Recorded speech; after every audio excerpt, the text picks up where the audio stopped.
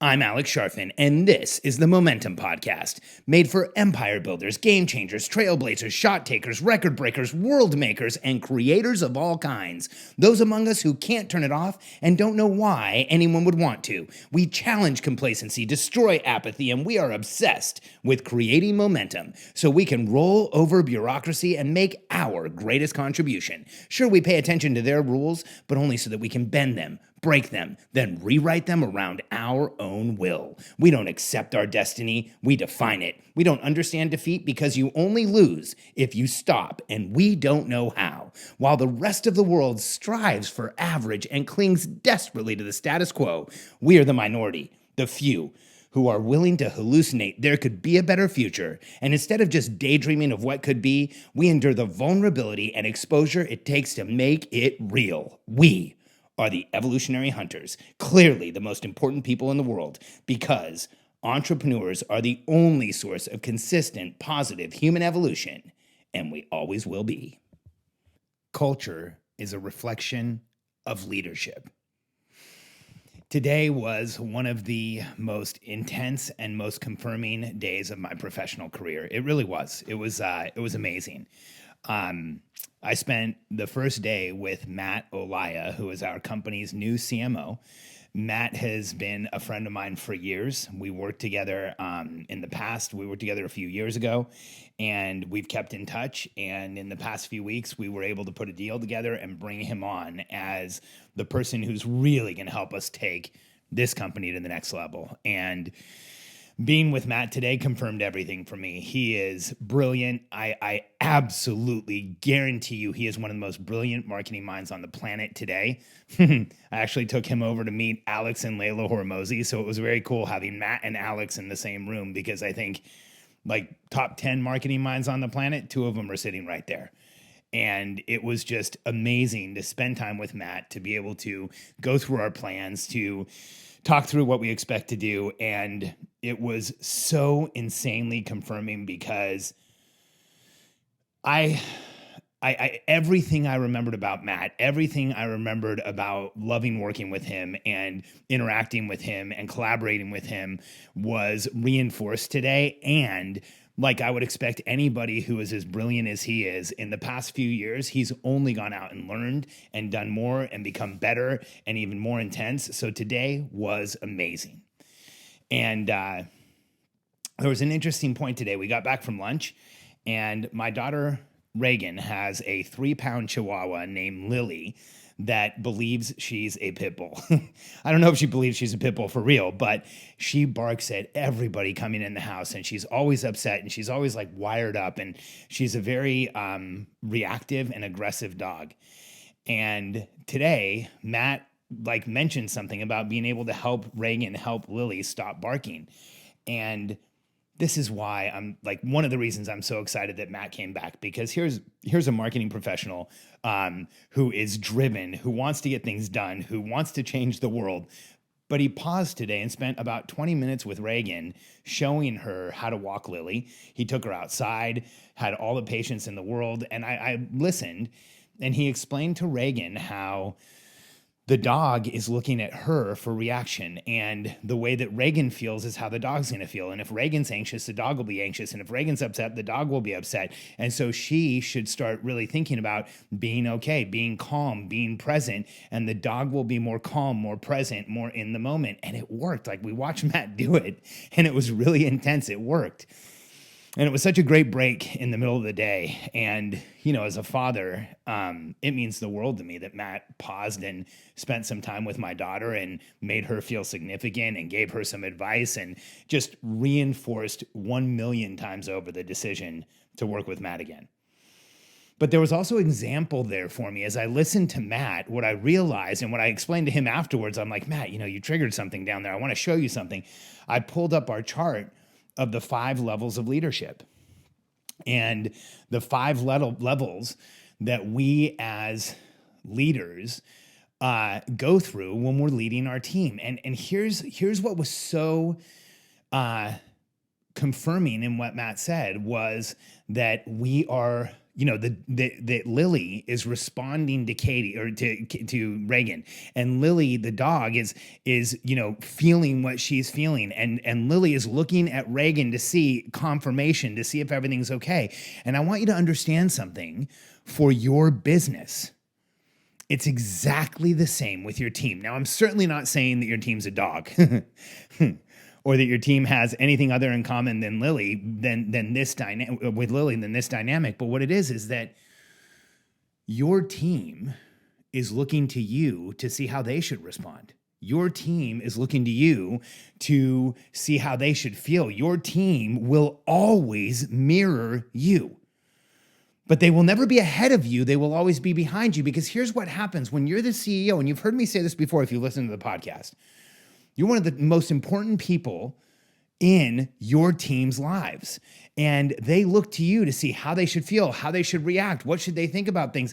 And not about everything, but the way you show up for your team will dictate the way your team shows up for you. And they will always be mirroring you. It's a concept called emotional contagion.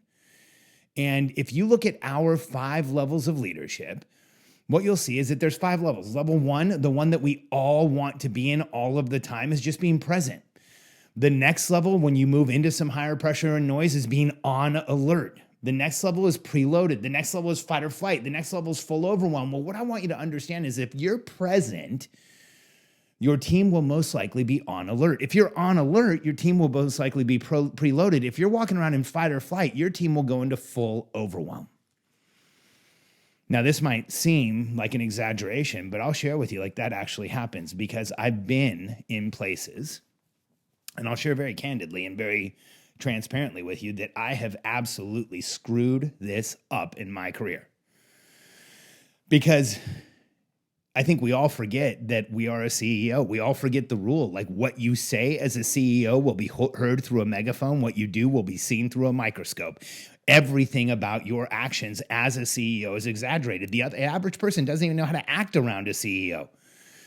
So if you're the entrepreneur in charge, you have to realize you've taken on this other persona, this other title in the world called CEO, where you're responsible for people's productivities, for their work output, for what they do most of the time, and for their purpose, for where they derive their drive and purpose in life. You are now responsible for that as a CEO, and there's a major responsibility there.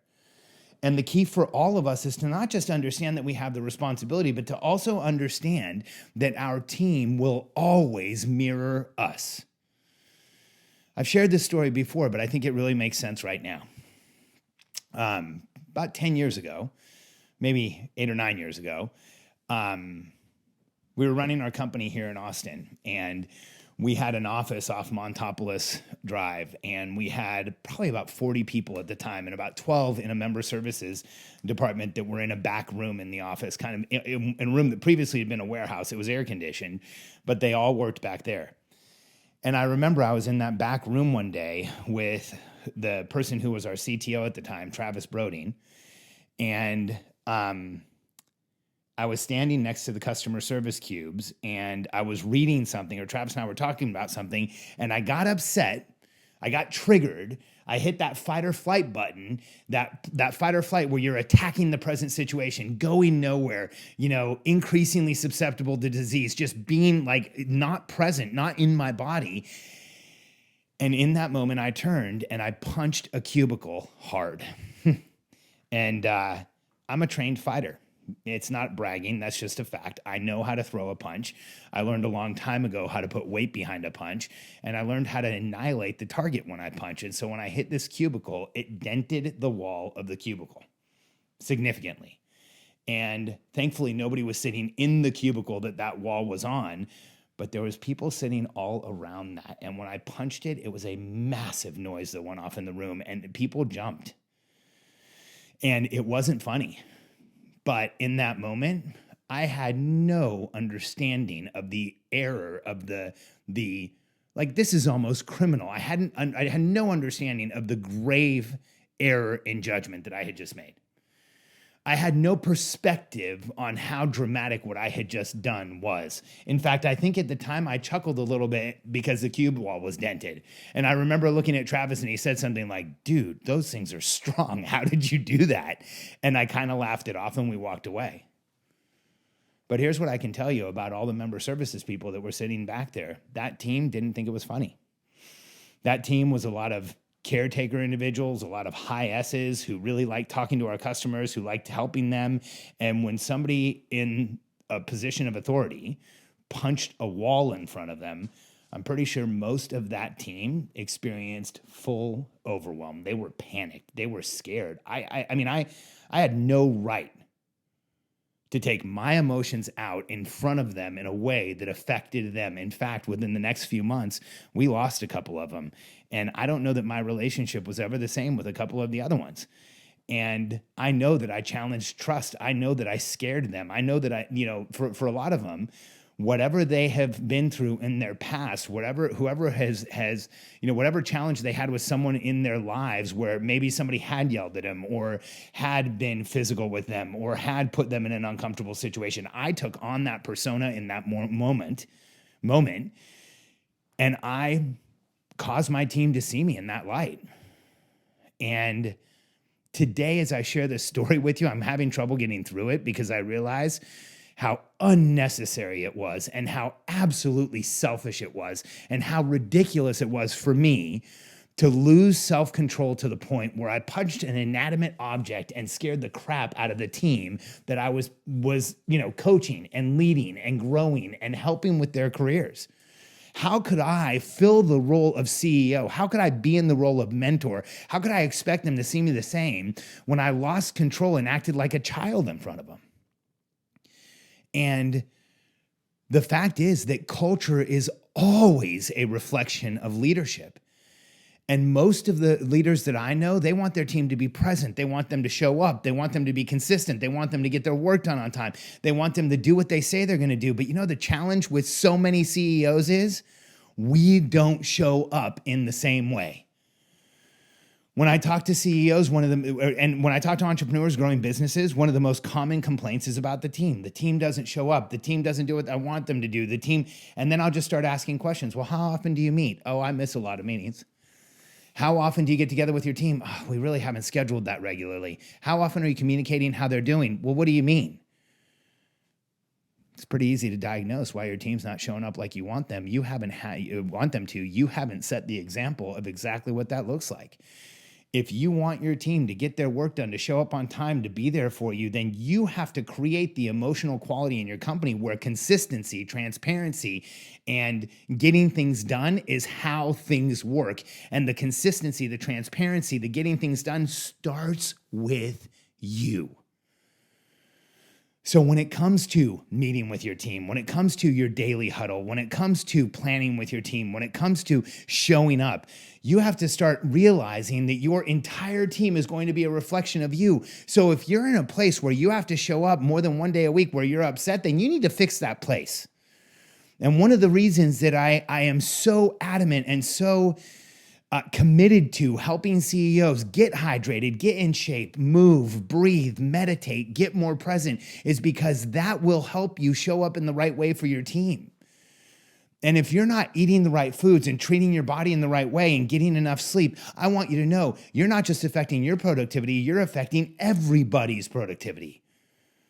Because if you want people to get things done, to show up like you want them to be there for you, to back you up, then you must set the example because your company culture will be a reflection of leadership, and that is you. And so instead of looking at team meetings as a necessary evil, start looking at them as the place where you set the pace for your company. Instead of looking at time with your team as costing you, start creating an environment where time with your team makes you money, feels like momentum. And if you're in a place where you're not getting everything you want out of your team, sit down and write down exactly how you're not showing up for them and correct it, because they will feel it, they will understand it, they will absorb it, and they will show up in a completely different way for you. Because these days, I think that there's an epidemic in the entrepreneurial community where entrepreneurs are building teams that they don't love.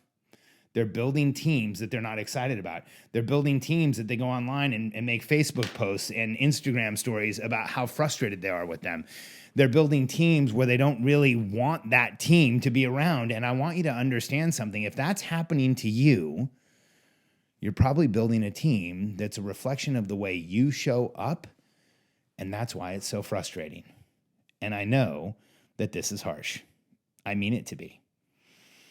Because one of the most tragic things that an entrepreneur can do is build a team, show up in a way that is incongruent and doesn't demonstrate what they want, and then expect the team to be held accountable to anything different than exactly how they are showing up. And so if you have a team, if you've built a company, if you're not happy with where you are right now, if you don't think you're getting as much out of your team as you should be, if everything isn't going the way that it should, I want you to just think about this for me and meditate a little. Think about how can you show up different for your team? Ask yourself, are you modeling what you want back from them? Ask yourself, are you showing up in a way that they will show up back in a way? Are you showing up in a way that if they show up like you do, you're going to be thrilled? Because if anything there isn't how you want it, that's where you need to start. And to the entrepreneurs who say, well, but I became an entrepreneur so I didn't have to show up in a certain way, or I became an entrepreneur so I wouldn't have to go to meetings, or I became an entrepreneur so I wouldn't have to do anything I didn't want to do. Well, you became an entrepreneur for all the wrong reasons then.